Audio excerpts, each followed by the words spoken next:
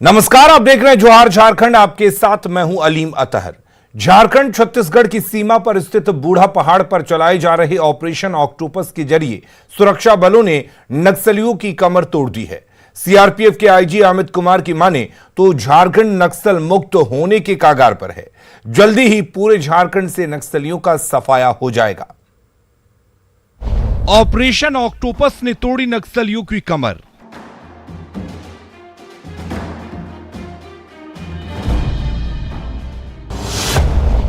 नक्सल मुक्त होने की दिशा में झारखंड।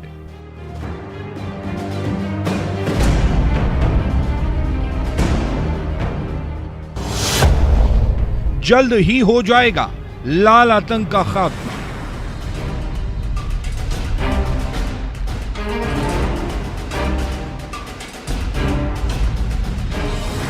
झारखंड छत्तीसगढ़ की सीमा पर स्थित बूढ़ा पहाड़ कई दशकों तक बूढ़ा पहाड़ माओवादियों के लिए सुरक्षित शरण स्थली के तौर पर रहा है। ये वही इलाका है जहां जाने से पहले सुरक्षा बलों को भी सोचना पड़ता था। बूढ़ा पहाड़ से लाल आतंक के खात्मे के लिए सुरक्षा बलों ने ऑपरेशन ऑक्टोपस की शुरुआत की। इस बार ऑपरेशन ऑक्टोपस 2 चरणों में हुआ। मूलतः पहला चरण अगस्त में हुआ जब बारिश हो रही थी, और उस बार पुलिस बल और सुरक्षा बल सीआरपीएफ के फोर्सेस वहां जाकर के नक्सलियों के ठिकानों की टोह ले सके। और उसके बाद दूसरा चरण सितंबर के पहले सप्ताह में हुआ, और उसी दौरान हम लोगों ने 4 कैंप वहां स्थापित कर दिए। ऑपरेशन ऑक्टोपस को 2 चरणों में चलाया गया। पहले चरण की शुरुआत अगस्त के महीने में हुई। सीआरपीएफ के जवान बूढ़ा पहाड़ पर पहुंचे। जवानों ने इलाके का जायजा लिया, वहां के हालात को समझा।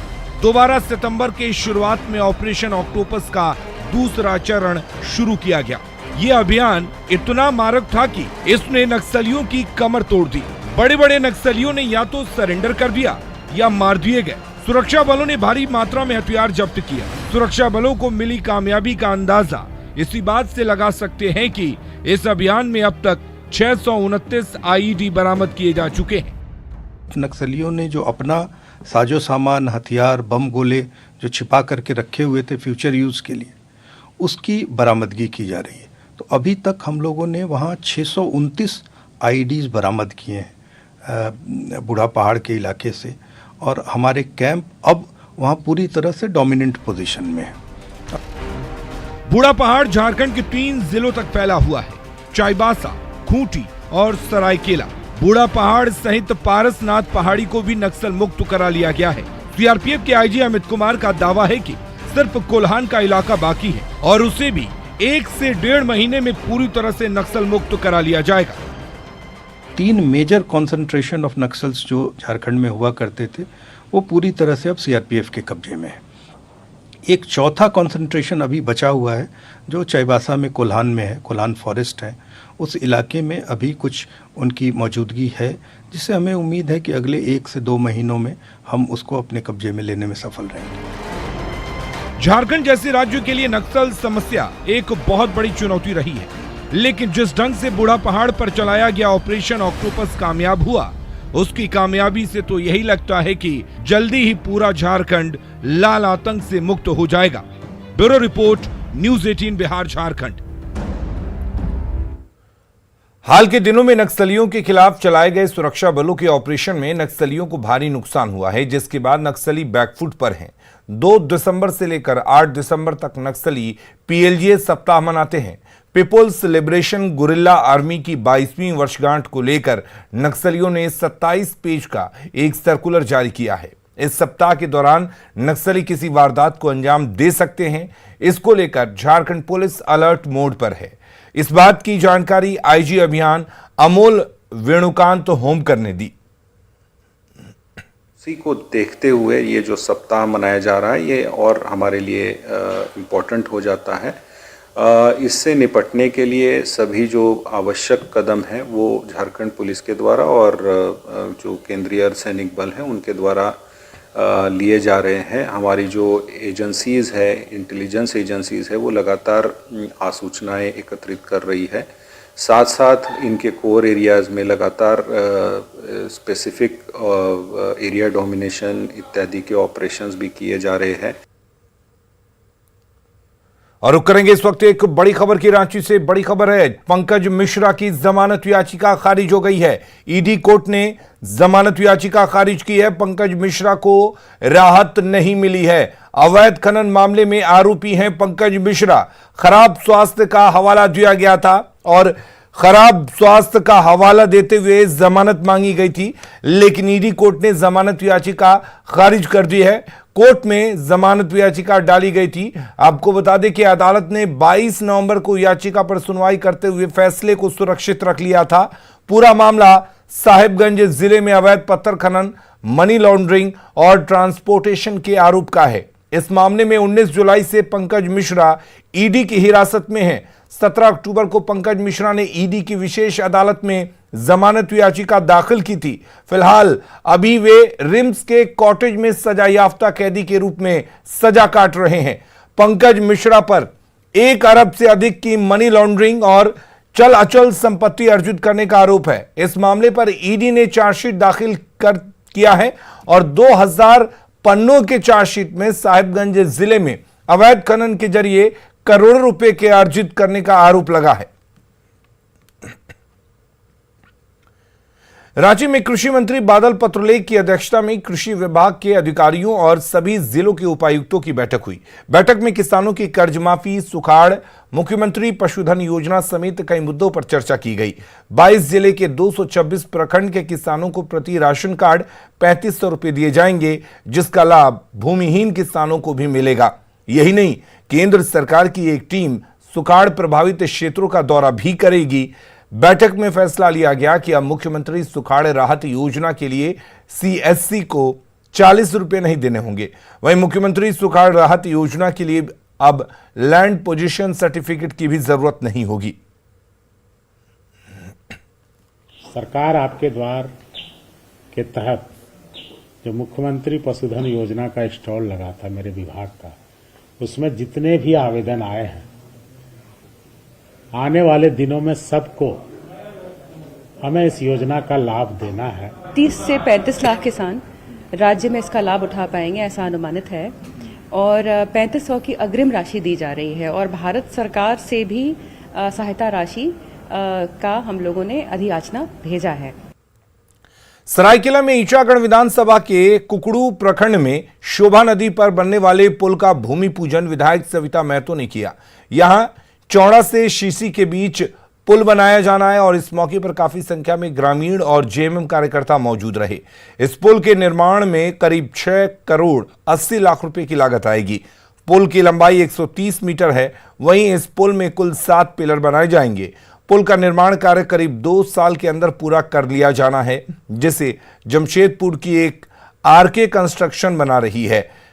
आपको बता दें कि इस पुल का ऑनलाइन शिलान्यास सीएम हेमंत सोरेन ने 12 नवंबर को बिरसा मुंडा स्टेडियम सरायकेला से सरकार आपके द्वार कार्यक्रम के दौरान किया था। से जनता का, यहाँ का गांव का डिमांड था, जो शोभा नदी के अंतर्गत 6 करोड़ 80 लाख के लागत से आज शिलान्यास की गई है। शोभा नदी में जो चौड़ा से लेके सीसी का बीच में 2 साल की लागत लगभग लगेगा, 2 साल।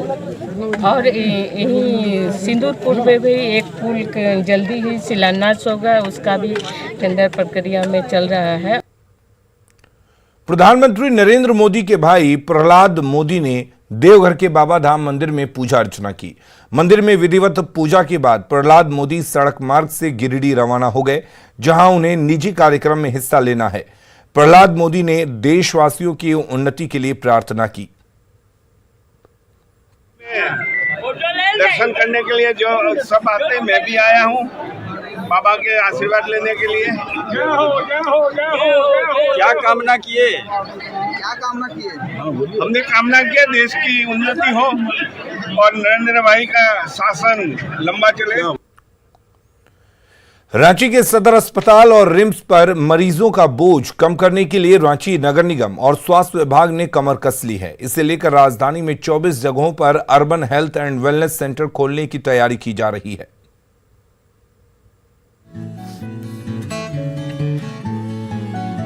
कुछ ही दिनों में ये जर्जर बिल्डिंग चमचमाते urban health and wellness centre की शक्ल ले लेगा, जहां आसपास के लोग अपना इलाज करा सकेंगे। यही नहीं, राजधानी में इसके जैसे और 24 हेल्थ एंड वेलनेस सेंटर खोलने की तैयारी रांची नगर निगम और स्वास्थ्य विभाग ने शुरू कर दी है। 30 से ज़्यादा जो urban health and wellness centre हैं उसका रेनोवेशन कार्य किया जा रहा है और वहाँ पर urban health and wellness centre नए रूप में कार्यरत होगा, जिसमें डॉक्टर्स, नर्सेस, दवाई और जो टेस्ट की सुविधाएं होगी। अलग अलग वार्डों में समुदाय केंद्र या फिर दूसरे भवनों को री इनोवेट कर उन्हें वेलनेस सेंटर को बनाया जाएगा। इन सेंटर में डॉक्टर, नर्स तो रहेंगे ही, साथ ही में दवाई के अलावा जांच की भी व्यवस्था होगी। तो सदर में जो अननेसेसरी इतनी भीड़ होती है वो भीड़ नहीं होगा और वहाँ जिनको रियल वहाँ का सर्विस का ज़रूरत है वही लोग वहाँ तक पहुँच पाएंगे। अदरवाइज़ जो मोहल्ला में जिनको जो सर्विस चाहिए वहीं पर उनको मिल जाएगा। इसमें खास बात है कि देखिए, हेल्थ के साथ साथ ये वेलनेस सेंटर भी है, तो इसमें हमारा योगा का भी प्रोविज़न होगा, जिसमें सप्ताह में 2 से 3 दिन योगा भी करवाया जाएगा और जितनी भी हमारी महिलाएं हैं और बच्चों के लिए 2 दिन स्पेशलिस्ट डॉक्टर भी वहाँ पर बैठेंगे। ये सेंटर अटल क्लिनिक से अलग होगा, क्योंकि इन सेंटरों में जो स्वास्थ्य कर्मी होंगे उनकी नियुक्ति भी अलग से की जाएगी, ताकि यहाँ पर स्वास्थ्य कर्मियों की किल्लत ना हो। यानी कि अब रांची वासियों को अपने घर के पास ही बेहतर स्वास्थ्य सुविधाओं का लाभ मिल सकेगा। ओम प्रकाश, न्यूज़ 18, रांची। रांची के बिरसा चौक के पास रेलवे का अतिक्रमण हटाओ अभियान दूसरे दिन भी जारी रहा। शनिवार को जेसीबी ने कई घरों को हटाया और कई अतिक्रमण को हटाया गया। जिन 40 घरों को रेलवे की ओर से नोटिस दिया गया था, उन घरों के अलावा आसपास की जमीन पर कई दूसरे घर बनाए गए थे, जिन पर अब बुलडोजर चलाया गया। मौके का जायजा लिया न्यूज़ 18 संवाददाता संजय सिन्हा ने। रांची के बिरसा चौक के पास कटहल कोचा की गली में आज दूसरे दिन भी रेलवे की ओर से अतिक्रमण हटाओ अभियान चल रहा है। आप देख रहे हैं कि 3 जेसीबी यहाँ पर लगी हुई है और जिन 40 मकानों को नोटिस दिया गया था, उन मकानों के अलावा चूंकि 40 मकान मालिकों को नोटिस दिया गया था, उनके अलावा कई घर ऐसे थे जो एक ही व्यक्ति ने बना लिया था। बिल्कुल शांतिपूर्वक कार्रवाई चल रही है। लोगों को पूर्व में सूचित किया गया था, उस सूचना के आधार पर लोगों ने खाली कर दिया है और जब वो ओके कर दे रहे हैं, इसके बाद जो है आगे की कार्रवाई रेलवे प्रशासन द्वारा की जा रही है। किसी तरह का शांति व्यवस्था में कोई दिक्कत नहीं है, पूरी तरह मतलब शांति व्यवस्था मेंटेन किए हुए हैं और लोग का सपोर्ट है, लोग सहायता कर रहे हैं। लोग बना हुआ है 50 साल से पहले का, मतलब मेरा माँ पिताजी का दिखा देंगे, अभी हम लोग का तो नहीं है। आप लोग को जब मालूम होगा कि रेलवे की जमीन है तो मालूम होगा है, हम लोग को मालूम है, लेकिन 50 साल से ऐसे नोटिस आते रहा था, कभी नहीं टूटता, पहली बार टूट रहा है ऐसे। तो नोटिस इससे पहले भी दिया गया था जैसा कि बता रहे हैं, लेकिन पहली बार रेलवे जो है अपनी जमीन को वापस ले रहा है। जाहिर है कि सब कुछ शांतिपूर्वक चल रहा है। रांची में बिरसा चौक के पास रेलवे लाइन का विस्तार हो रहा है, लिहाजा उसी को लेकर कार्रवाई भी हो रही है। कैमरामैन संजीव तिवारी के साथ संजय कुमार सिन्हा, न्यूज़ 18, रांची। बोकारो की बालीडीह थाना पुलिस ने टावर काटकर बेचने वाले गिरोह का पर्दाफाश करते हुए गिरोह के 2 सदस्यों बजरंगी शर्मा और उमेश कुमार मैली को जरीडीह के एक लोहा कबाड़ी के मैनेजर प्रदीप कुमार हांसदा को भी गिरफ्तार किया है। ये गिरोह निर्माणाधीन टावरों को काटकर लोहे की चोरी करते थे। चोरों की निशानदेही पर लोहा कबाड़ी के गोदाम में छापा मारकर टावर का एंगल, 44 किलो तांबा, गैस सिलेंडर समेत कई सामानों को जब्त किया गया। फिलहाल पुलिस गिरोह के बाकी सदस्यों की तलाश में जुटी हुई है। में गैस कटर से टावर का चोरी करके मेसर्स हांसदा इंटरप्राइजेज के गोदाम में उसको बेच दिया गया है। फिर वहाँ छापामारी किया गया तो टावर का बहुत सारा पार्ट, एंगल, जिसका कि नंबर भी मिलान कराया गया है, उनके इंजीनियर को बुला के सब सही पाया गया, बरामद किया गया है। शनिवार से जामताड़ा स्टेशन पर हावड़ा नई दिल्ली पूर्वा एक्सप्रेस का ठहराव शुरू किया गया है, जिसके फ्लैगिंग ऑफ कार्यक्रम के दौरान बीजेपी और कांग्रेस के कार्यकर्ता आपस में भिड़ गए। दरअसल विधायक इरफान अंसारी ट्रेन का ठहराव और ओवरब्रिज निर्माण के लिए अपने पिता और खुद को क्रेडिट दे रहे थे। इसी दौरान बीजेपी के कार्यकर्ता विधायक के विरोध में नारे लगाने लगे। इधर कांग्रेस के कार्यकर्ता भी नारेबाजी करने लगे। मौके पर अफरा तफरी मच गई और देखते ही देखते हालात बेकाबू हो गए। हालांकि बाद में पुलिस ने मौके पर पहुंचकर मामले को शांत करा लिया। भारतीय जनता पार्टी को संस्कार सीखने की आवश्यकता है। ट्रेन का ठहराव इरफान अंसारी की देन है, फ्लाईओवर इरफान अंसारी की देन है। उद्घाटन करना बड़ी बात नहीं है, शिलान्यास करना बड़ी बात है, बच्चा पैदा करना बड़ी बात है। बच्चा बड़ा हो गया खिला दी तो ये बड़ी बात नहीं होता है। जिस तरह से यहाँ पर उसने अपशब्द का प्रयोग किया है कि भारतीय जनता पार्टी अनुशासन का जो है उदारता का कार्य करता है, मैं उसका घोर विरोध करता हूँ। और भारतीय जनता पार्टी के जैसा कोई भी दल में नहीं है यहाँ पर अनुशासित हमारा कार्य करता है, यह दायरे में। गुमला में बात करने से इनकार करने पर प्रेमिका पर प्रेमी ने धारदार हथियार से हमला कर दिया। इसमें युवती गंभीर रूप से घायल हो गई। रायडी थाना क्षेत्र के नवागढ़ पतरा टोली की यह घटना बताई जा रही है। बताया जा रहा है कि युवती खेत में मां के साथ धान काट रही थी। इसी दौरान प्रेमी मौके पर पहुंचा और बात नहीं करने पर उस पर हमला बोल दिया। घायल अवस्था में युवती को रायडी सीएचसी में से सदर अस्पताल रेफर कर दिया गया। इस दौरान बीच बचाव करने पहुंची मां और उसकी बहन भी हमले में घायल हो गए। परिजनों ने रायडी थाने में शिकायत दर्ज कराई है, जिसके बाद पुलिस फरार प्रेमी की तलाश कर रही है।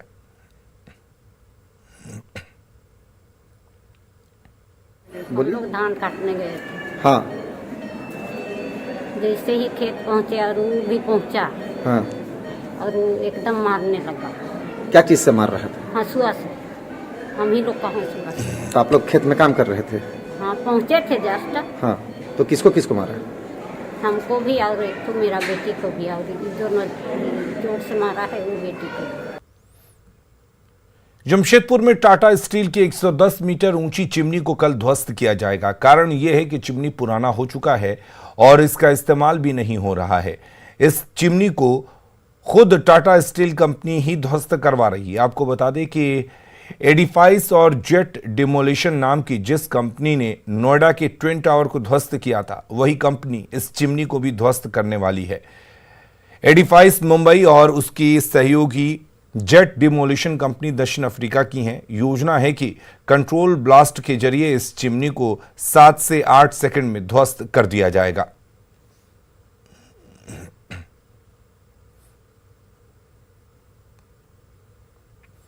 देवघर में रामकृष्ण मिशन विद्यापीठ के 100 वर्ष पूरे होने पर विद्यापीठ में पूर्व छात्रों का शताब्दी पुनर्मिलन समारोह मनाया गया।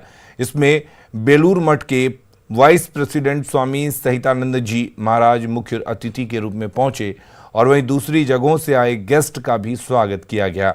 इस दौरान स्वामी सहितानंद जी ने ईश्वर से सभी को अच्छा मुकाम मिलने की कामना की। इस मौके पर कई सांस्कृतिक कार्यक्रम भी आयोजित किए गए। विद्यापीठ का जो विद्यापीठ को हम लोग बोलते हैं जो this is your second home. जो घर में लड़का लोग बचपन से सीखते हैं।